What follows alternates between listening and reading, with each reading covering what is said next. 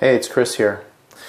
So today's topic, yesterday I said I was going to hit on a couple of difficult topics, and so I have a few this week. Today's topic goes against a couple of things that many of us have been taught for most of our lives.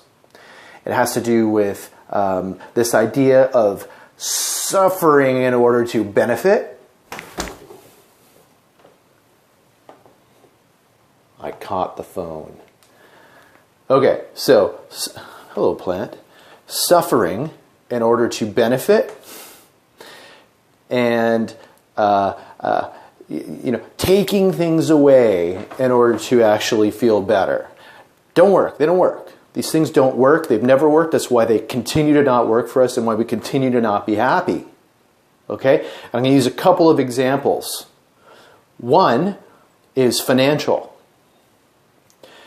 If you don't have enough money, you scrimp and save and you don't spend as much on the things that you want.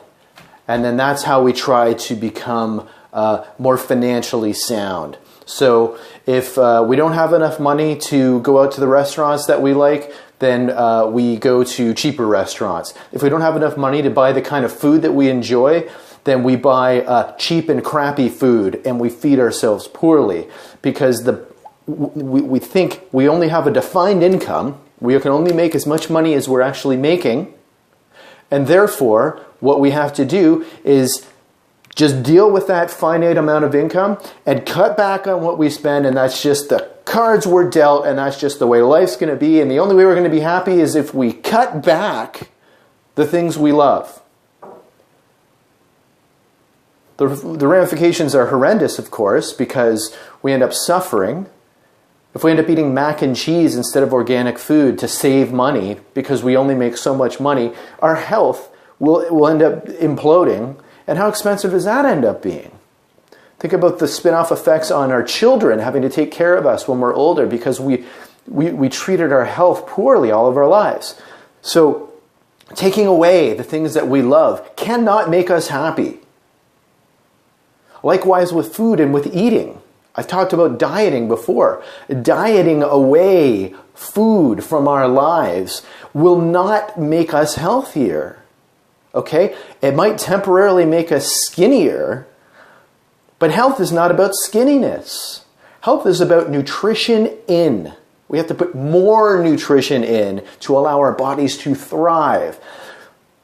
We have to get out of a mindset of shrinking down and get into a mindset of expanding outward if we want to live a life that is amazing and that we are happy. Look at the people around you who are actually happy.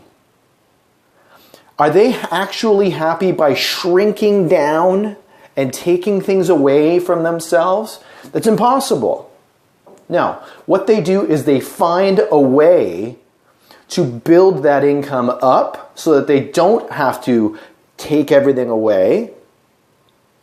And they find a way, if they're healthier than we are and we want to be like them, they find a way to boost their health by increasing their nutrition.